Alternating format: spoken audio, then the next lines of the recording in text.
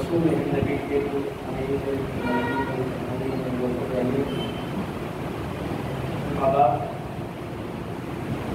اعوذ باللہ من الشیطان الرجیم بسم اللہ الرحمن الرحیم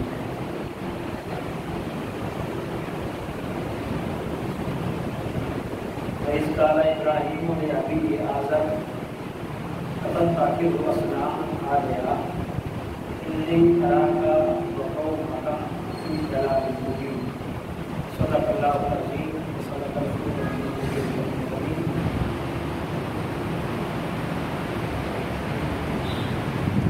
یہاں میں عشق والوں کا جہاں کچھ اور ہوتا ہے، جہاں میں عشق والوں کا جہاں کچھ اور ہوتا ہے، نبی کی شان میں رنگ بیاں کچھ اور ہوتا ہے، اور پیالے مصطفیٰ آئے تو ناصر جو اٹھتا ہوں، پیالے مصطفیٰ آئے تو ناصر جو اٹھتا ہوں، پڑھوں جب نعت محفل میں تو سما کچھ اور ہوتا ہے، اور کرم جب آلے نبی کا شریک ہوتا ہے وہ لاکھ بگڑا ہوا کام سب ٹھیک ہوتا ہے، اور درود آل محمد کی یہ فضیلت ہے کہ لا شریک خود اس میں شریک ہوتا ہے۔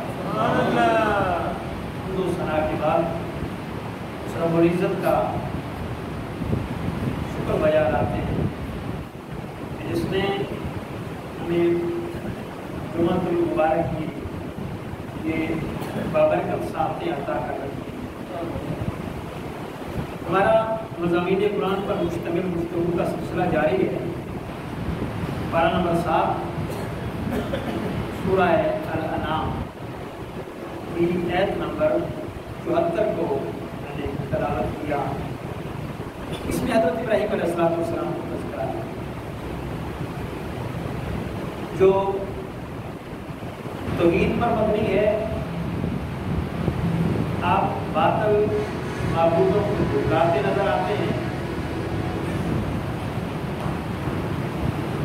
اور بے باکی سے نڈر ہو کر بغیر کسی خوف و خطر کے آپ بادشاہ وقت جس کو نمرود کہا جاتا تھا اس کے سامنے سینہ تان کے کھڑے ہو جاتے ہیں اور اس کی ضمیر کو جھنجھوڑتے ہوئے اللہ کی وحدانیت کا پیغام دیتے ہیں۔ جہاں ارشاد فرمایا وَإِذْ قَالَ إِبْرَاهِيمُ لِأَبِيهِ آزَرَ، یاد کریں جب ابراہیم علیہ السلام نے اپنے باپ آزر سے کہا کہ تم بتوں کو کیوں پوجتے ہو۔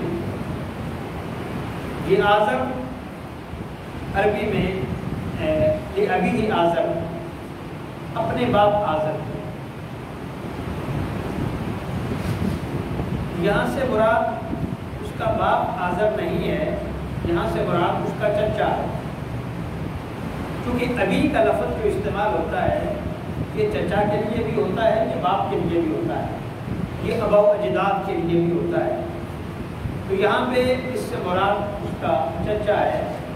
آپ کا والد طارق تھا جو توحید پر قائم تھا، کیونکہ نبی کی شان یہ ہے کہ اس کی نسل میں سے کوئی بھی بت پرستی اور بدکاری پر نہیں ہوتا، وہ خدا کی وحدانیت پر ہوتے ہیں اور ان کا نسب پاکیزہ ہوتا ہے۔ محاورتاً عرب میں اس کو چچا کہا گیا ہے، حقیقت میں چچا۔ ہمارے یہاں کلچر میں بھی باپ کو لوگ چچا کہتے ہیں، آج سے 20 سال پہلے تو یہ کثرت کے ساتھ باپ کو لوگ چچا کہتے تھے۔ تو عربی میں بھی باپ کو چچا، لفظ باپ کے ساتھ چچا منسوب ہوتا ہے۔ ان کا چچا بت پرست تھا، ان کے والد بت پرست نہیں تھے۔ تو سب سے پہلے جب توحید کا درس دیا جاتا ہے تو اپنوں کو دیا جاتا ہے۔ سب سے پہلی نصیحت اپنوں کے لیے ہوتی ہے۔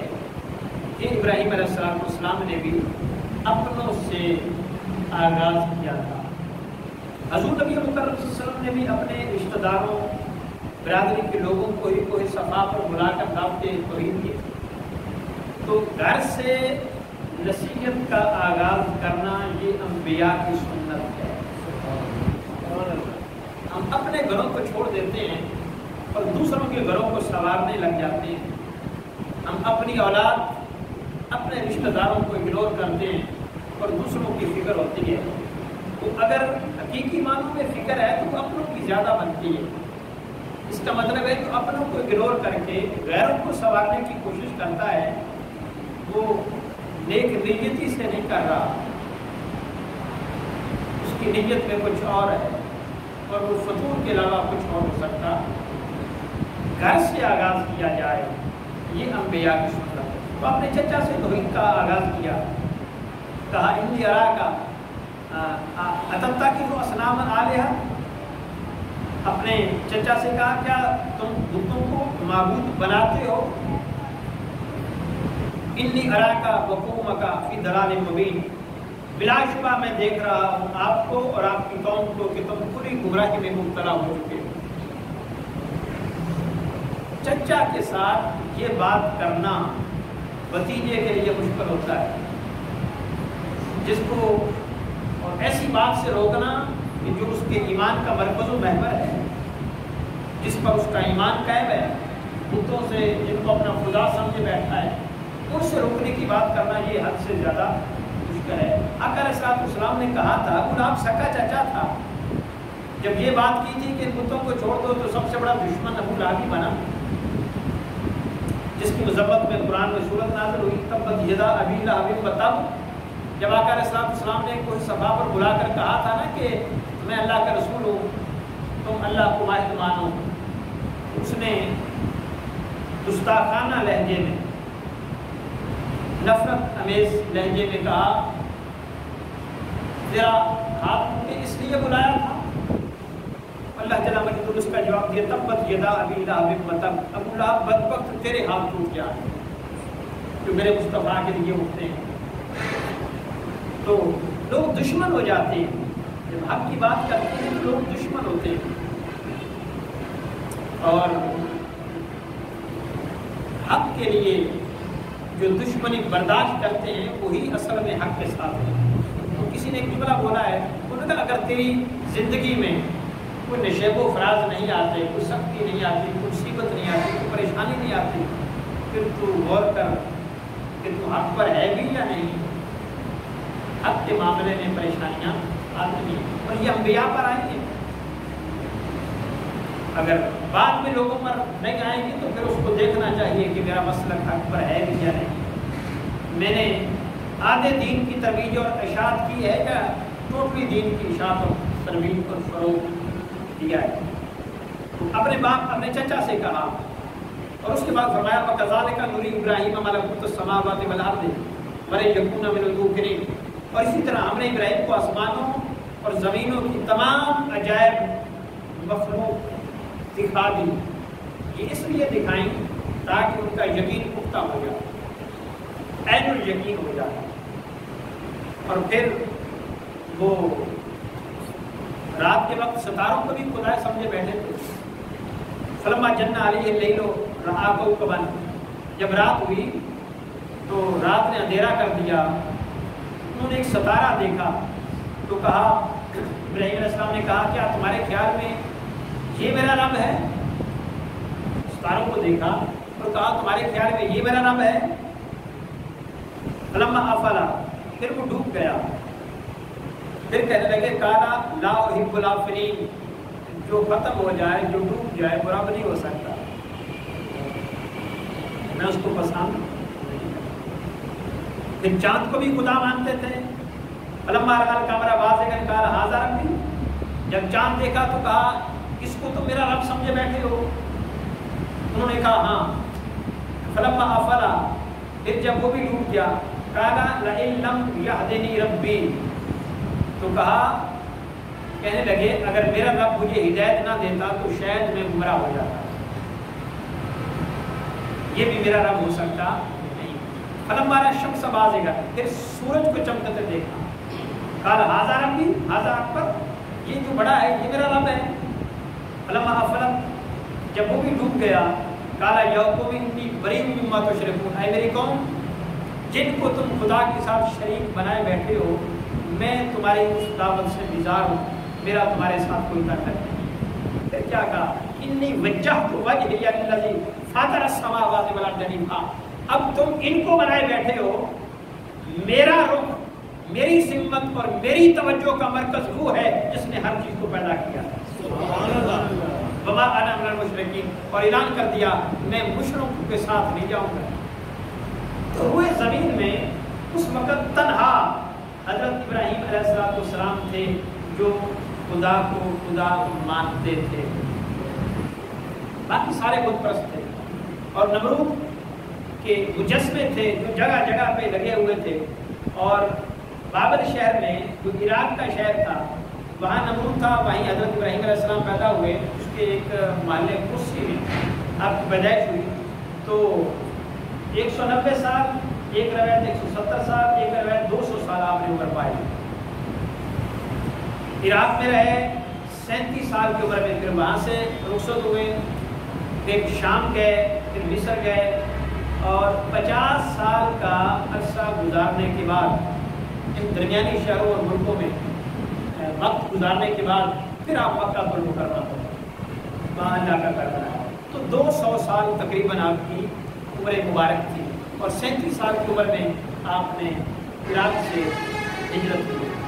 تو نمرود نے مجسمے جگہ جگہ پہ اپنے مجسمے بنا کر کھڑے کیے ہوئے تھے اور لوگ جب شہر میں انٹر ہوتے تھے تو بہت بڑا مجسمہ ان کو ویلکم کرتا اور وہ اس کو سجدہ کرتے اور سجدہ کرنے کے بعد اندر داخل ہوتے.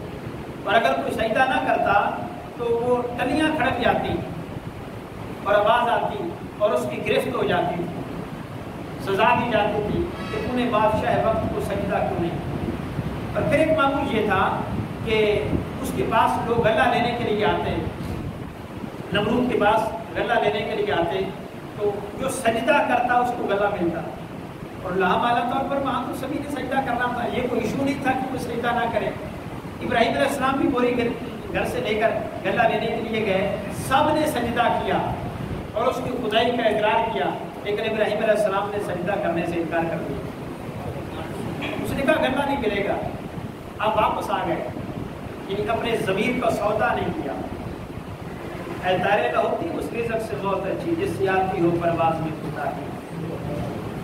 آپ نے پرواز میں کوتاہی نہیں آنے دی. چلو کوئی بات نہیں مسلک کے تحت کر لیتے ہیں اور غلہ تو لے جائیں گے کیونکہ گھر میں گھر والے بھوکے ہیں. واپس آنے لگے تو راستے میں آپ نے سوچا کہ اب میں جب خالی ہاتھ گھر میں جاؤں گا تو گھر والوں پر کیا گزرے گی. فوری جب آپ بات سناتے ہیں کوئی منتظر ہو تو اس کے مزاج کے خلاف بات یکسر آتی ہے اس پر پریشانی آ جاتی ہے. ڈیتھ کی بات کو سنیں تو اٹیک ہونے کا بھی خدشہ ہوتا ہے. تو آپ نے سوچا کہ گھر والے جب مجھے خالی ہاتھ دیکھیں گے تو اس پر کیا گزرے گی تکلیف ہو. تو ایک ہیلا کیا گھر والوں کو تکلیف سے بچانے کا. اب یہاں سے یہ بھی دیکھیں ابراہیم علیہ السلام کو بھی گھر والوں کا کتنا فکر تھا.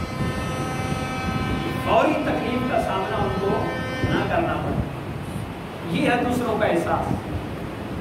تو آپ نے رستے سے ریت کی بوری بھر لی. چلو جائیں گے تو رکھ دیں گے. اب وہ آتے ہی انہوں نے مجھے دیکھنا ہے تو مطمئن ہو جائیں گے. بعد میں آہستہ آہستہ جب دیکھیں گے تو وہ تھوڑا سا ریلیکس ہو جائیں گے. پھر میں بتا دوں گا کہ اس کی وجہ یہ بنی. تو بوری بھر لی اور گھر کے ایک نکر پر جا کر رکھ. جب تھوڑی دیر کے بعد گھر والوں نے اس کو کھولا تو وہ ریت کی بوری نہیں تھی وہ غلے کی بوری. جو اللہ کے لیے سب کچھ کرتا ہے پھر اللہ اس کے لیے بھی سب کچھ کرتا ہے. جب بندہ کہتا ہے بری طرح میں وہ چاہتا ہوں جو تو چاہتا ہے تو پھر اللہ بھی کہتا ہے میرے بندے اب میں وہ چاہوں گا جو تو چاہے گا. جو بندہ اپنی رضا کو خدا کی رضا میں فنا کر دیتا ہے پھر اللہ بھی اپنی مرضی نہیں کرتا. پھر جو بندے کی مرضی ہوتی ہے خدا کی بھی وہی مرضی ہوتی ہے. ابراہیم علیہ السلام نے سجدہ نہیں کیا. پھر آپ کسی تو میں رہتے تھے کہ میں کسی طریقے سے ان کو پیغام دوں، ان کو میسج دوں. تو ایسا ہوا کہ ان کا میلہ تھا اور وہاں بھی انہوں نے کھیل تماشا کرنا تھا، بتوں کی پرستش کرنی تھی. ابراہیم علیہ السلام کو بھی دعوت دی، آپ نے انکار کر دیا. جب وہ سارے کے سارے چلے گئے تو آپ بت خانے میں گئے، بلہارا لیا اور سبھی بتوں کو توڑ دیا اور ایک بت کو رہنے دیا اور کلاڑا اس کے کندھے پہ رکھ دیا. جب واپس آئے تو ان کا ایک انداز یہ تھا کہ جب جاتے تھے کسی سفر پر تو بت خانے سے ہو کر جاتے تھے اور جب واپس آتے تھے تو بت خانے سے ہو کر گھر لوٹتے تھے. یہ اس دور کی اس قوم کا اپنے بتوں کے ساتھ پیار تھا یا عقیدہ تھا. حضور نبی مکرم صلی اللہ علیہ وسلم کی سنت کیا ہے؟ آقا علیہ السلام بھی جب سفر پر روانہ ہوتے تھے تو مسجد سے نفل پڑھ کے جاتے تھے اور جب واپس آتے تھے تو تاجدار کے رات مسجد میں آتے تھے، نفل پڑھ کے گھر جاتے تھے. تو یہ خدا سے محبت کا اظہار ہے. یہ جو شادی بیاہ برات ہم لے کر جاتے ہیں اور وہ کہتے ہیں کہ مسجد سے ہو کر جائیے گا، یہ بھی ٹرینڈ ہے. اس کی وجہ کیا ہے؟ اس کی اصل ابتدا یہ ہے کہ جہاں کہیں جانا ہو سفر پہ تو اللہ کے گھر سے ہو کر جانا چاہیے. ہم نے تو صرف اس کو برات کے ساتھ مختص کر لیا نا، نہیں. جب کہیں سفر پہ جانا ہو تو سفر کرنے کا سنت طریقہ یہ ہے کہ 2 رکعت نماز نفل پڑھ کے اللہ کے گھر سے حاضری دے گا. ان کا بھی انداز یہ تھا کہ وہ جاتے تھے تب بھی بت خانے سے ہو کر، جب واپس آتے تھے تب بھی بت خانے سے ہو کر. تو جب وہ واپس آئے تو انہوں نے کیا منظر دیکھا کہ سارے بت ٹوٹے پڑے ہیں، ریزہ ریزہ ہو چکے ہیں اور بڑا بت سلامت ہے. ان کے اوسان خطا ہو گئے. انہوں نے کہا یہ کیا ہوا؟ کسی نے کہا کہ ایک شخص ہے ابراہیم، نوجوان ہے، 37 سال کی ایج تھی، آپ کی جنگ تھے، تو وہ بتوں کو برا بھلا کہتا تھا، کوئی ان کو نہیں مانتا. اس نے یہ سارا کچھ کیا ہوگا. تو نمرود نے کہا اس کو بلایا جائے.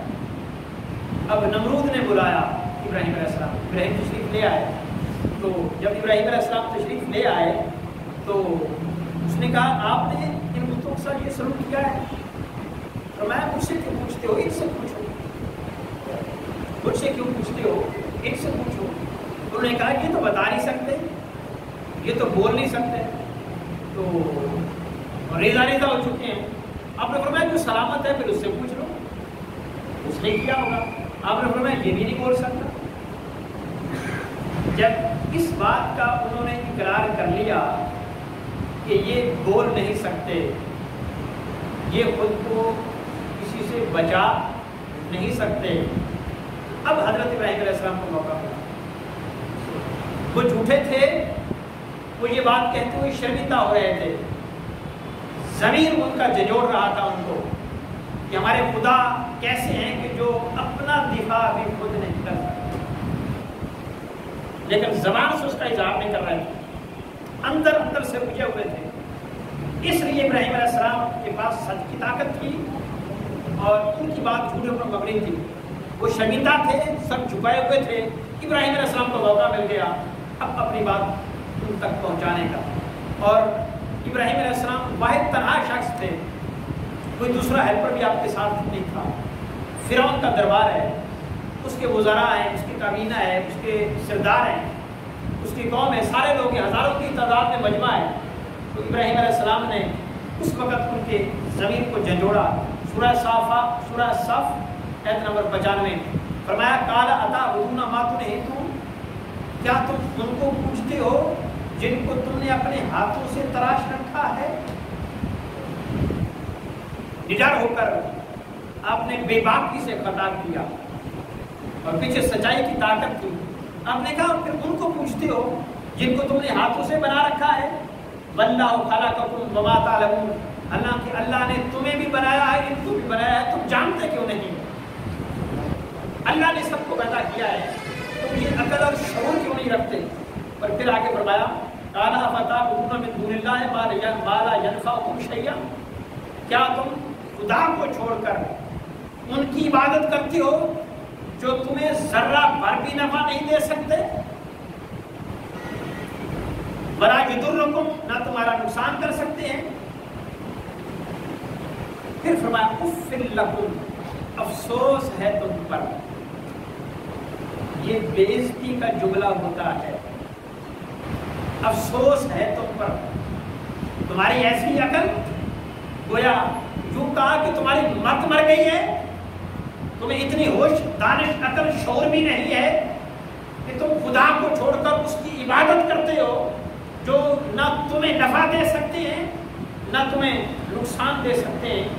وَلِمَا تَعْبُدُونَ مِن دُونِ اللَّهِ، تم اللہ کے علاوہ ان کی عبادت کیوں کرتے ہو؟ افلا تعقلون، کیا تمہیں عقل نہیں ہے؟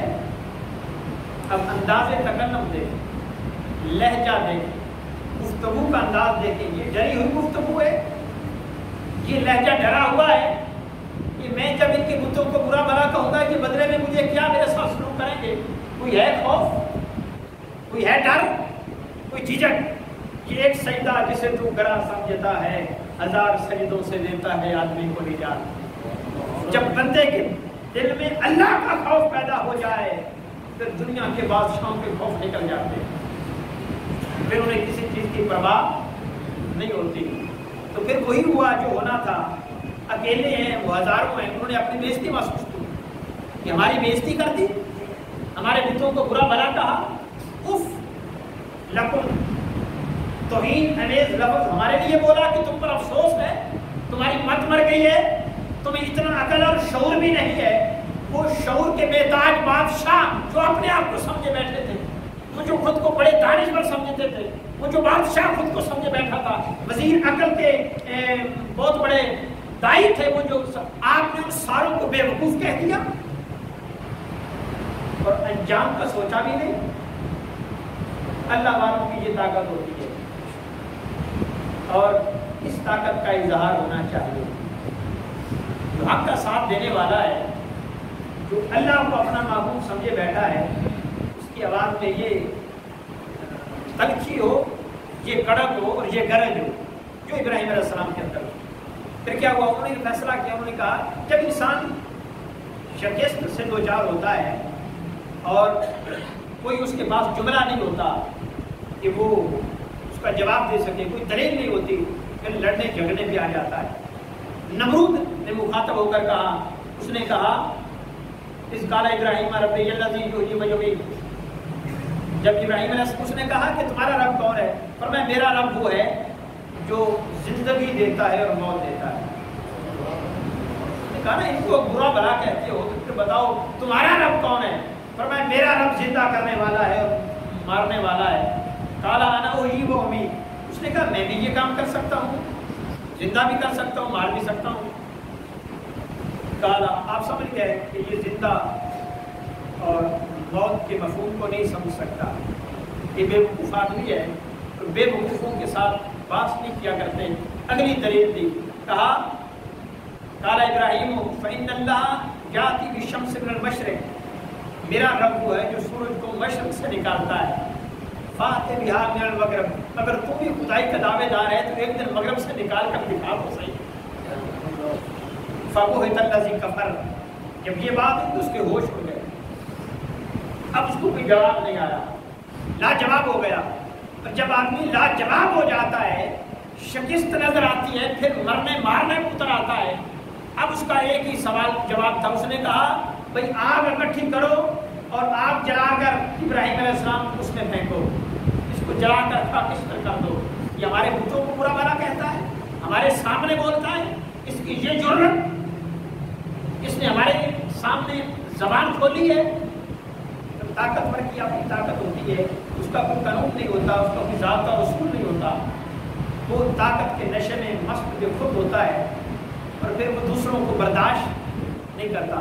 تو نمرود نے بھی نہیں کیا، آگ جلائی، اتنی آگ جلائی کہ اگر اس کے اوپر سے پرندہ گزر جاتا وہ بھی راکھ ہو جاتا، بھسم ہو جاتا. اب یہ نہیں ہو سکتا تھا کہ ابراہیم علیہ السلام کو آگ کے قریب لے کر جایا جائے اور دھکا دے دیا جائے اندر، ایسا ممکن نہیں تھا کیونکہ آگ دور سے تپش دے رہی. پھر منجنیق تیار کی گئی، پھر ابراہیم علیہ السلام اس میں ڈالا گیا اور جب ڈال کر اس میں پھینکنے لگے تو حضرت جبریل علیہ السلام آئے. انہوں نے کہا ابراہیم بتائیں میں آپ کی مدد کرنے کو تیار ہوں. اگر آپ کہتے ہیں تو میں ایک فرض سے اس آگ کو بجھا دیتا ہوں۔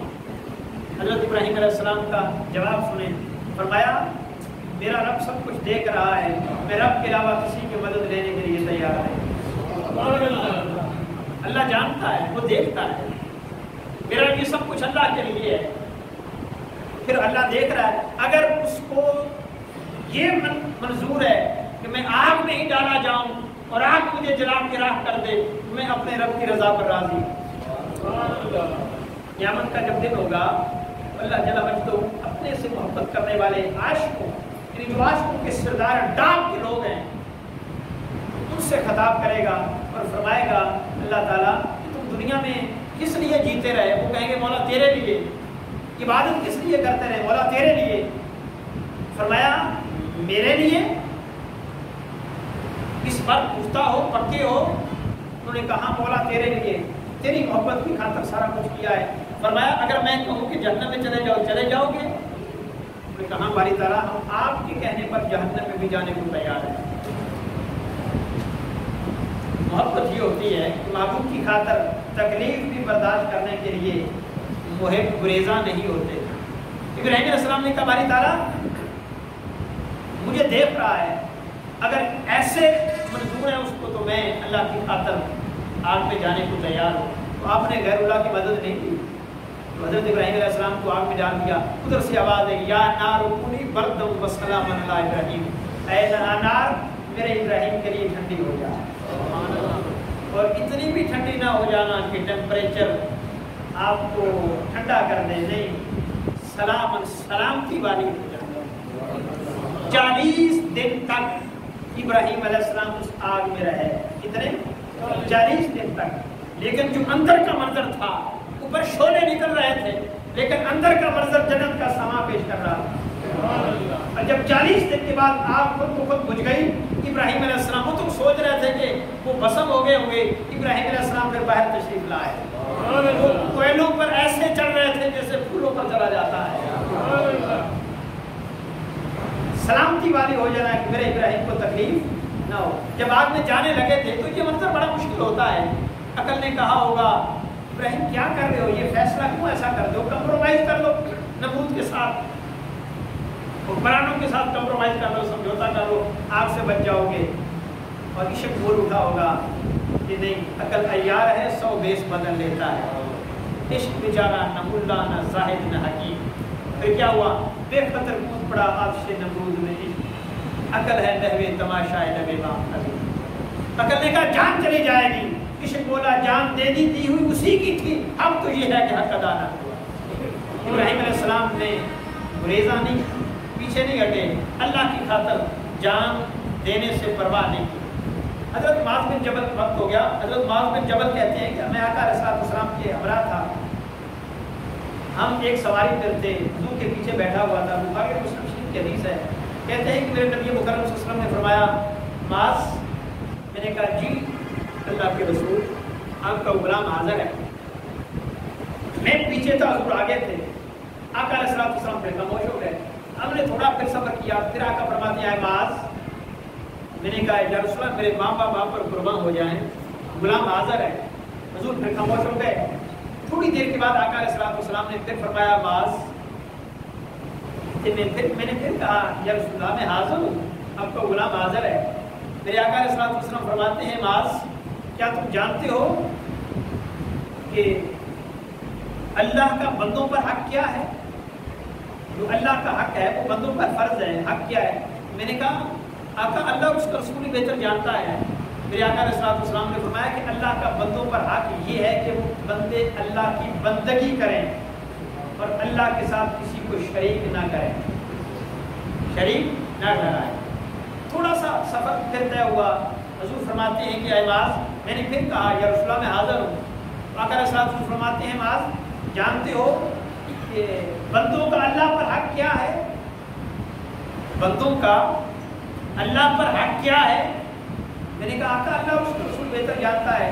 تو حضور فرماتے ہیں اللہ کا بندوں پر حق یہ ہے کہ اللہ اپنے بندوں کو عذاب نہ دے۔